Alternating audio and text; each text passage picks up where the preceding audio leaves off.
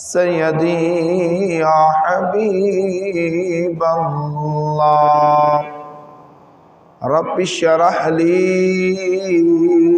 सदरी व यस्सिर ली अमरी वहलुल उक़दतम मिन लिसानी यफ़क़हू क़ौली। Rabbi ज़िदनी इल्मा, rabbi ज़िदनी इल्मा, rabbi ज़िदनी इल्मा। मेरे नहायत वाजिबुल एहतराम मुअज़्ज़ज़ व मोहतरम सामीन कराम, अल्लाह रब्बुल इज़्ज़त की हम्द व सना, नबी करीम रऊफ़ुर रहीम, नूर मुजस्सम शफ़ी मुअज़्ज़म खलीफ़तुल्लाहिल आज़म हबीब किबरिया अहमद मुज्तबा जनाब मुहम्मद मुस्तफ़ा सल्लल्लाहु अलैहि व आलिहि वसल्लम की पाक बारगाह आलिया में हदियाए दुरूद व सलाम पेश करने के बाद लाख लाख बार अल्लाह रब्बुल इज़्ज़त का हम शुक्र अदा करते हैं कि जिस खालक और मालिक ने आज अपना मुक़द्दस दिन जुमातुल मुबारक हमें नसीब किया है। अल्लाह रब्बुल इज़्ज़त आज के इस मुक़द्दस दिन की बरकत से हम सब के सगीरा कबीरा गुनाहों को माफ़ फरमाए, हम सब का ख़ात्मा बिल ईमान फरमाए और मरने के बाद प्यारे आका अलैहिस्सलातु वस्सलाम की शफ़ात कुबरा से बहरामंद फरमाए। आज जुमातुल मुबारक में हमारा जो मौजू है वो है फ़ज़ाइल दुरूद शरीफ कि आका अलैहिस्सलातु वस्सलाम पर दुरूद व सलाम पढ़ना। और हम दुरूद व सलाम क्यों ना पढ़ें कि आका अलैहिस्सलातु वस्सलाम दुनिया में तशरीफ़ लाए तो आका अलैहिस्सलाम ने सजदा फरमाया और साथ ही दुआ फरमाई, रब्बी हबली उम्मती, रब्बी हबली उम्मती, ए मौला मेरी उम्मत की बख्शिश फरमा।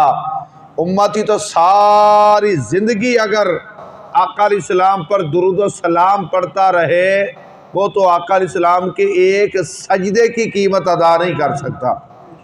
पढ़ते रहो मोमनो, पढ़ते रहो मोमनो, अपने आका पे दुरूद व सलाम, पढ़ते रहो मोमनो, अपने आका पे दुरूद व सलाम, है फरिश्तों का वजीफ़ा अस्सलातो वस्सलाम। तो ये हम नमाज पढ़ते हैं, रोज़ा रखते हैं, हज अदा करते हैं, ज़कात देते हैं, ज़िक्र व अज़कार करते हैं, ये सारी प्यारे आका अलैहिस्सलाम की सुन्नत मुबारका है। और दुरूद शरीफ पढ़ना ये अल्लाह रब्बुल इज़्ज़त की सुन्नत है। अल्लाह ख़ुद भी दुरूद भेजता है और अल्लाह रब्बुल इज़्ज़त के फरिश्ते भी दुरूद भेजते हैं। और अल्लाह ने हमें भी हुक्म दिया कि ऐ ईमान वालो तुम भी मेरे महबूब पर दुरूद व सलाम भेजो। तो पता चला कि दुरूद व सलाम पढ़ना ये बंदे के ईमान और मोहब्बत की निशानी है। ये बंदा मोमन है, इसके अंदर आका अलैहिस्सलाम का इश्क और मोहब्बत है। अगर बंदा दुरूद व सलाम से भागता है तो समझ ले ये बंदा ईमान से खाली है। और आका अलैहिस्सलातु वस्सलाम की बारगाह में अर्ज़ की गई कि या रसूलल्लाह सल्लल्लाहु अलैहि वसल्लम, क़यामत वाले दिन कौन लोग, कौन आपके उम्मती आपके सबसे ज़्यादा करीब होंगे? तो आका अलैहिस्सलाम ने फरमाया, औलन नासी बी यौमल क़ियामती अक्सरुहुम सलातन। आका अलैहिस्सलाम ने फरमाया क़यामत वाले दिन वो लोग मेरे इतने नज़दीक होंगे जितना मुझ पर दरूद पढ़ते रहे होंगे।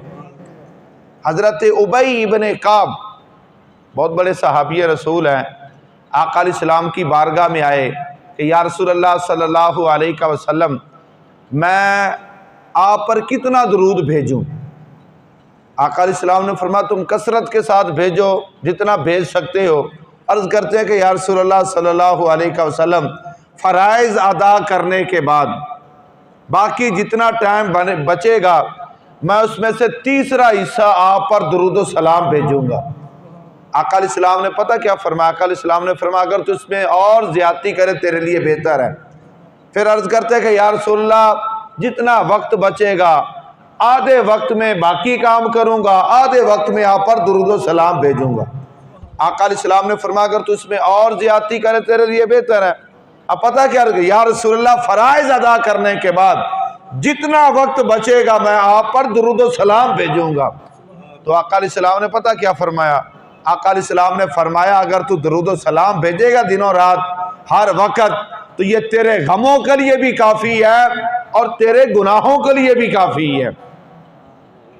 इसलिए भाई दुरूद व सलाम एक ऐसी इबादत है, हम नमाज पढ़ते हैं, रोज़ा, हज, ज़कात, अगर दिखलावा आ जाए, रियाकारी आ जाए वो बातिल हो जाता है। लेकिन ये कायनात की वाहिद इबादत है।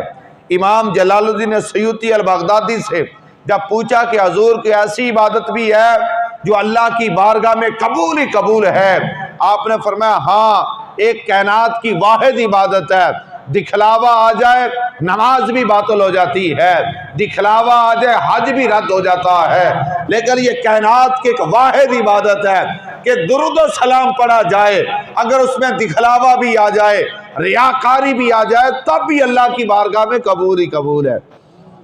आका अलैहिस्सलातु वस्सलाम ने फरमाया कि बखील पता है कौन आदमी है? फरमाया बखील आदमी वो है जिसके सामने मेरा जिक्र किया जाए और वो मुझ पर दरूद ना भेजे, लम युसल्ली अलैया, मुझ पर दरूद ना भेजे। फरमाया वो क्या है? कायनात का सबसे बड़ा बखील इंसान है। या रसूलुल्लाह सल्लल्लाहु अलैहि वसल्लम दुनिया में सखी आदमी कौन है? आका अलैहिस्सलाम ने फरमाया अस्सखिय्यु हबीबुल्लाह, जो अल्लाह का दोस्त है, और फरमाया अल बखीलु अदुव्वुल्लाहि वलौ काना ज़ाहिदा, जो बंदा कंजूस है चाहे वो जितना मर्जी बड़ा इबादत गुजार है तब भी वो अल्लाह का दुश्मन है। फरमाया अस्सखिय्यु हबीबुल्लाह वलौ काना फासिका, जो बंदा सखी होता है वो अल्लाह की बारगाह में मकबूल होता है चाहे वो गुनाहगार ही क्यों ना हो। अंदाज़ा लगाएं कि आका अलैहिस्सलातु वस्सलाम ने फरमाया कि अपनी महाफिल को दुरूद पाक पढ़ने के साथ मुज़य्यन करो, खूबसूरत करो।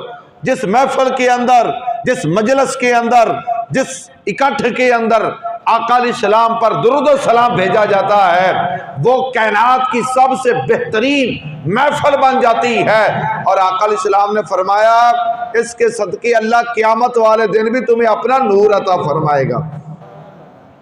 इसलिए भाइयों जितना हो सकता है आका अलैहिस्सलातु वस्सलाम पर कसरत के साथ दुरूद व सलाम भेजें। आका अलैहिस्सलातु वस्सलाम मस्जिद नबवी शरीफ में तशरीफ़ लाए, आका अलैहिस्सलाम के चेहरे पर बड़ी खुशी है। सहाबा किराम ने पूछा कि या रसूलल्लाह आज आप बड़े खुश हैं, क्या मामला है? आका अलैहिस्सलाम ने फरमाया अभी जबरील अमीन अलैहिस्सलाम मेरे पास आए, उन्होंने आकर अल्लाह रब्बुल इज़्ज़त का पैगाम सुनाया।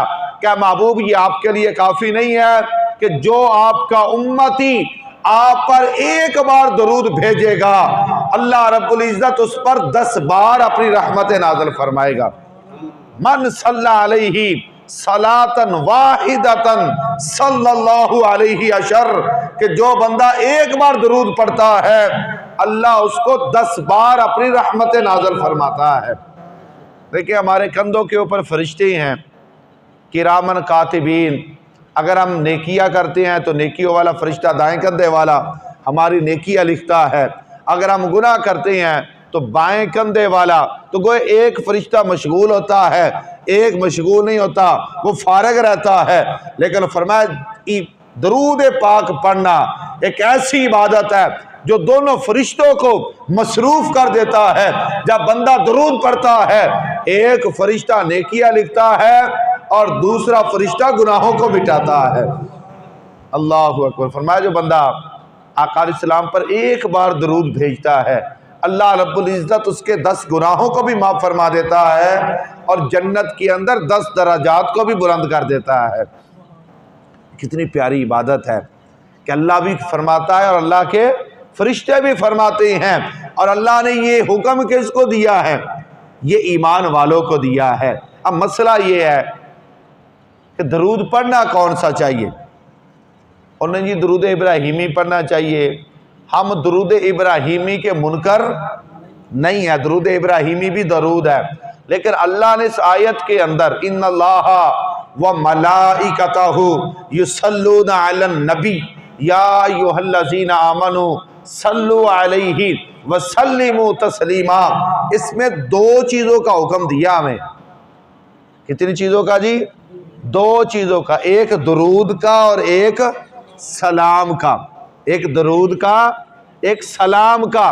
दरूद इब्राहीमी में हमें बता दें कि कहाँ दरूद है उसमें सलाम का जिक्र नहीं है, तो हुक्म तो है दो चीज़ों का। हुक्म कितनी चीज़ों का जी? दो चीज़ों का, दरूद का भी और सलाम का भी। फिर आप कहेंगे लो जी नमाज में क्यों पढ़ते हैं? नमाज में जब हम पढ़ते हैं तो बाहर भी हमें पढ़ना चाहिए, हम उसके मुनकर नहीं है। और भाई नमाज में हम पता क्या कहते हैं? अस्सलामु अलैका अय्युहन नबिय्यु व रहमतुल्लाहि व बरकातुहु, अस्सलामु अलैना व अला इबादिल्लाहिस सालिहीन। हम पहले सलाम भेजते हैं, बाद में दरूद भेजते हैं, इसलिए नमाज में दोनों में हुक्म पूरा हो रहा है। तशहुद में, अत्तहियात में हम सलाम भेज देते हैं, बाद में दरूद भेज देते हैं, तो गोया उसमें पूरा अमल हो जाता है इस आयत के ऊपर। लेकिन बार अगर आप आका इस्लाम का नाम सुनकर या दरूद शरीफ भेजना चाहते हैं तो उसमें सिर्फ दरूद जाएगा, सलाम नहीं जाएगा। और इस आयत पर अमल तब होगा जब हम दरूद भी भेजेंगे और साथ सलाम भी भेजेंगे। वो क्या है? अस्सलातो वस्सलामु अलैका या रसूल अल्लाह, अस्सलातो वस्सलामु अलैका या हबीब अल्लाह।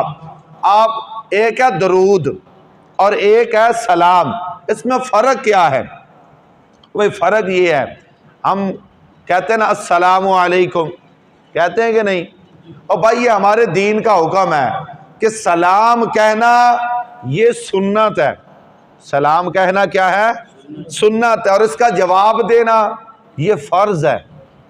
सलाम करना फ़र्ज़ नहीं, सलाम करना क्या है? सुन्नत है। और इसका जवाब देना फ़र्ज़ है। ये किसने कहा? हमारी शरीयत ने कहा कि अगर तुम्हें कोई वाइदा हुई तुम बितहियतिन फहय्यु बिहा औ अहसन मिनहा, फरमाया जब तुम्हें कोई सलाम कहे, तुम्हें कोई कहे अस्सलामु अलैकुम, तो तुम उसके जवाब में क्या कहो? वालेकुमुस्सलाम व रहमतुल्लाह। अगर कोई बंदा कहे अस्सलामु अलैकुम व रहमतुल्लाह, तुम उसके जवाब में कहो वालेकुमुस्सलाम रहमतुल्लाहि व बरकातुहू। अगर कोई बंदा कहता है अस्सलामु अलैकुम व रहमतुल्लाहि व बरकातुहू, तुम उसके जवाब में कहो वालेकुमुस्सलाम व रहमतुल्लाहि व बरकातुहू व जन्नत हलालुहू व दोज़ख हरामुहू। आप बढ़कर उसका जवाब दे। ये शरीयत कहती है तुम्हारे ऊपर फर्ज है। गोया पता चला कि सलाम का जवाब देना शरीयत ने हमारे ऊपर फर्ज करार दिया है। और आका इस्लाम तो शारे इस्लाम है, वो तो शरीयत को लाने वाले हैं। और भाई ये कैसे हो सकता है कि कोई बंदा दुनिया में तो सलाम करे, दूसरा मुसलमान उसका जवाब देता है, उसके ऊपर फर्ज है, और आका इस्लाम की बारगाह में सलाम पेश करे तो जवाब ना आए। जो खुद फरमाते हैं कि सलाम अलैकुम का जवाब देना फर्ज है, तो दुरूद और सलाम में फर्क कितना है? दुरूद पर सवाब मिलता है और सलाम पढ़ने से जवाब मिलता है। दुरूद पढ़ने से सवाब मिलता है और सलाम भेजने से क्या है जी? जवाब मिलता है। आका अलैहिस्सलाम मस्जिद में तशरीफ लाए, सहाबा इकराम इसी तरह मौजूद है। आका अलैहिस्सलाम ने फरमाया करीब करीब हो जाओ। सहाबा इकराम करीब करीब हो गए। अब आका अलैहिस्सलाम ने पहली कदम सीढ़ी पर रखा ना, आका अलैहिस्सलाम ने फरमाया आमीन। दूसरी सीढ़ी पर कदम रखा, फरमाया आमीन। तीसरी सीढ़ी पर कदम रखा तो फरमाया आमीन। उसके बाद नमाज जुमा अदा की गई। सहाबा इकराम ने अर्ज़ की कि या रसूल अल्लाह आज आप मिंबर पर जलवा अफरोज हुए, आपने आज वो बात कही है जो हमने पहले कभी नहीं सुनी, इसमें क्या हिकमत है? आका अलैहिस्सलाम ने फरमाया जब मैंने पहली सीढ़ी पर कदम रखा ना, जिब्रील अमीन अलैहिस्सलाम आए। उन्होंने कहा कि या रसूल अल्लाह, वो बंदा उसकी नाक खाक आलूद हो जाए जो रमजानुल मुबारक का महीना पाए और उसमें अपनी बख्शिश न करवा सके। फरमाया यानी रमजान का अदब करके, रमजान के रोजे रख के, रमजान का एहतराम करके अपनी बख्शिश न करवा सके, फरमाया उसकी नाक खाक आलूद हो जाए, वो बंदा अल्लाह की रहमत से दूर हो जाए।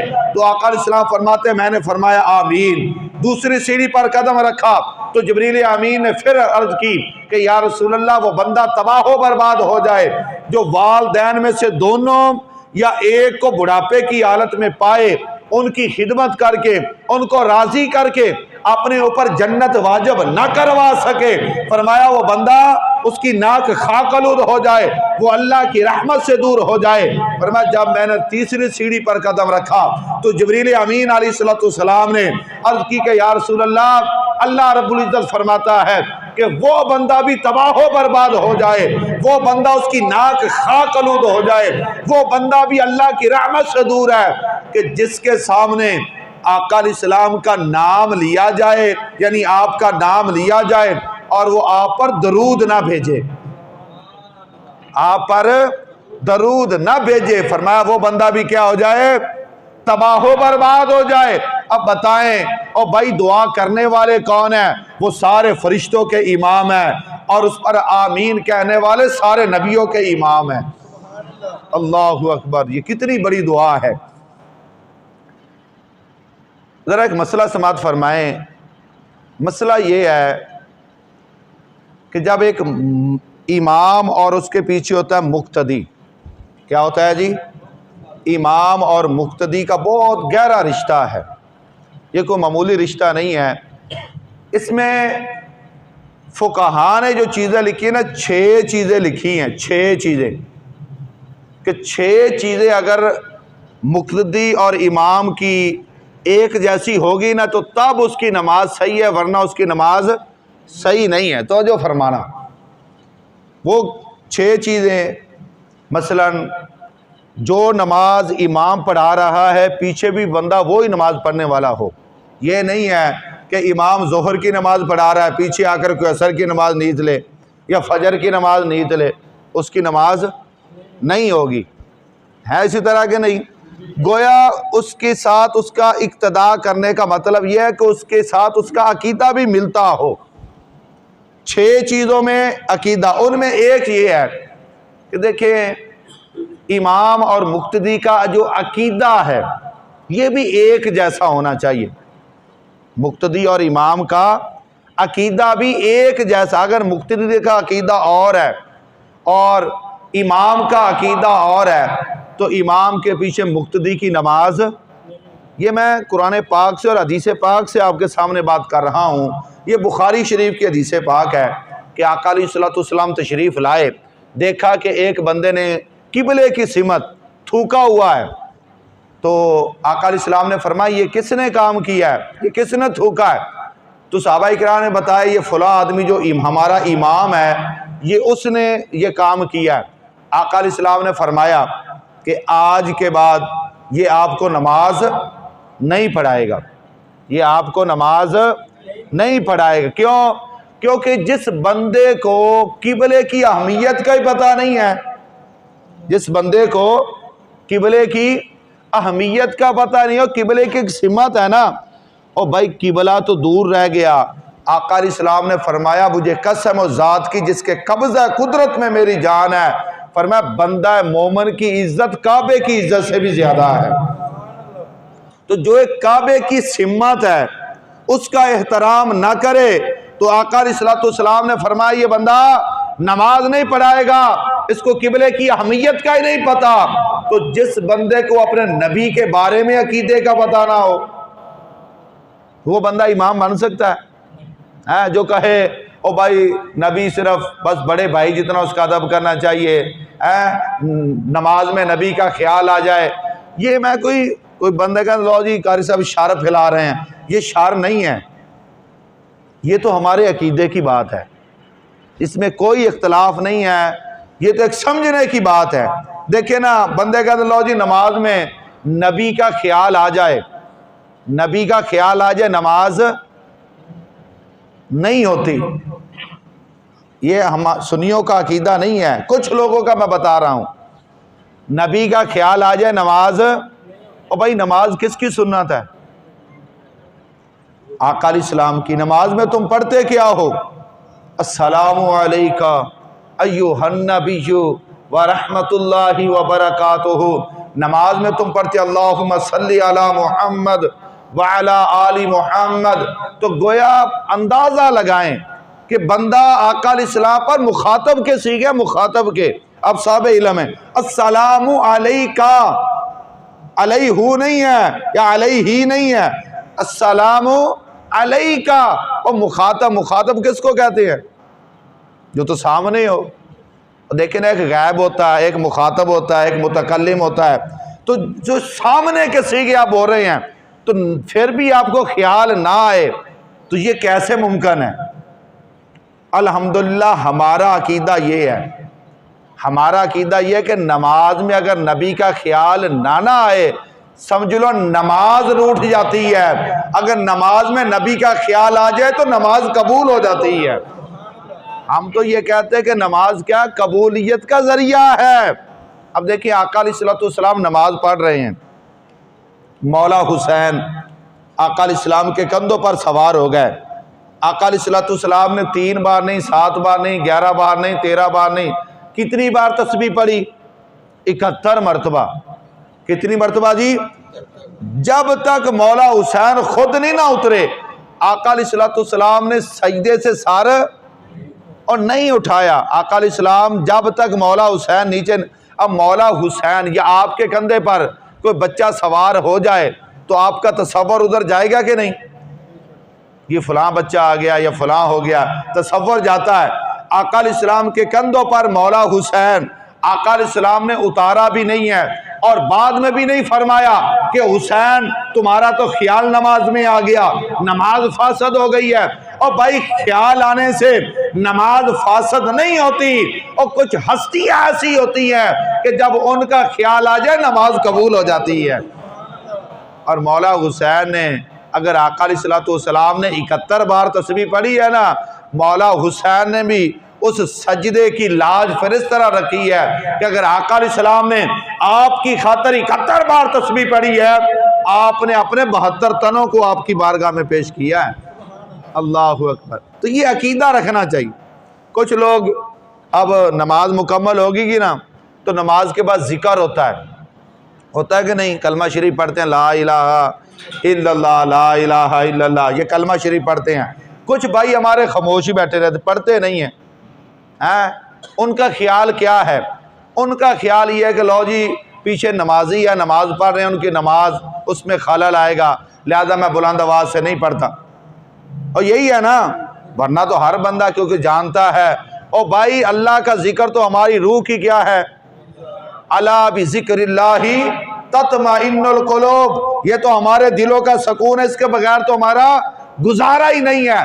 और भाई इस जिक्र से किसी की नमाज फासद नहीं होती। जिस तरह अल्हम्दुलिल्लाह अल्लाह ताला सारा ज़िंदगी अता फरमाए, आगे आएगी ईद कुर्बानी की, आएगी जी ईद कुर्बानी। और ईद कुर्बानी के बाद 9 ज़िलहज से लेकर 13 ज़िलहज तक हर फर्ज नमाज के बाद क्या पढ़ते हैं हम? अल्लाहु अकबर, अल्लाहु अकबर, ला इलाहा इल्लल्लाहु, अल्लाहु अकबर, अल्लाहु अकबर। ये पढ़ते हैं कि नहीं? जिसको तकबीरात कहते हैं। हर बंदा, हर नमाजी बुलंद आवाज से पढ़ता है कि नहीं? उस वक्त किसी की नमाज क्यों नहीं हिफाजत होती? ज़ाहिर उस वक्त भी होना चाहिए। और भाई शर्माया ना करें, जब नमाज मुकम्मल हो तो बुलंद आवाज के साथ जिक्र किया करें। क्यों? नमाज भी जिक्र है, ये भी जिक्र है। अफजल जिक्र क्या है? ला इलाहा इल्लल्लाह। बस आखिरी बात है, हजरत सैयदना मूसा अलैहिस्सलाम बड़े जलीलुल कदर नबी हैं, अल्लाह रब्बुल इज़्ज़त की बारगाह में अर्ज करते हैं कि बारी ताला मुझे कोई ऐसा जिक्र अता फरमा जो कायनात में कोई ना करता हो। अल्लाह रब्बुल इज़्ज़त ने फरमाया कि मूसा तुम ला इलाहा इल्लल्लाह पढ़ा करो। मूसा अलैहिस्सलाम हैरान होकर कहते हैं, बारी ताला मैंने तो अर्ज की थी कि ऐसा जिक्र हो जो दुनिया में कोई ना करता हो। ये तो हर बंदा करता है, ला इलाहा इल्लल्लाह। अल्लाह रब्बुल इज्जत ने फरमाया कि मूसा तुम्हें मालूम है कि इसका सवाब कितना है? जो बंदा एक बार ला इलाहा इल्लल्लाह पढ़ता है, सातों जमीनों सातों आसमानों को अगर तराजू के एक पल्ले में रख दिया जाए, ला इलाहा इल्लल्लाह पर जो अल्लाह ने सवाब दिया है वो तराजू के दूसरे पल्ले में रख दिया जाए, फिर मैं ला इलाहा इल्लल्लाह का सवाब सातों जमीनों और सातों आसमानों से वजनी है। सातों जमीनों और सातों आसमानों से वजनी है। ये कपड़ा हमारा मैला हो जाए ना तो इसके लिए हम सर्फ इस्तेमाल करते हैं, हम जिना वाला साबन इस्तेमाल करते हैं। जब हमारा दिल जंगलूद हो जाता है ना, उसके लिए अल्लाह ने हमें अपना जिक्र अता फरमाया है। जब बंदा पढ़ता है ना ला इलाहा इल्लल्लाह, ला इलाहा इल्लल्लाह, अल्लाह रब्बुल इज़्ज़त दिल के जंगों को दूर फरमा देता है। अल्लाह रब्बुल इज़्ज़त हम सबको अमल की तौफीक अता फरमाए। व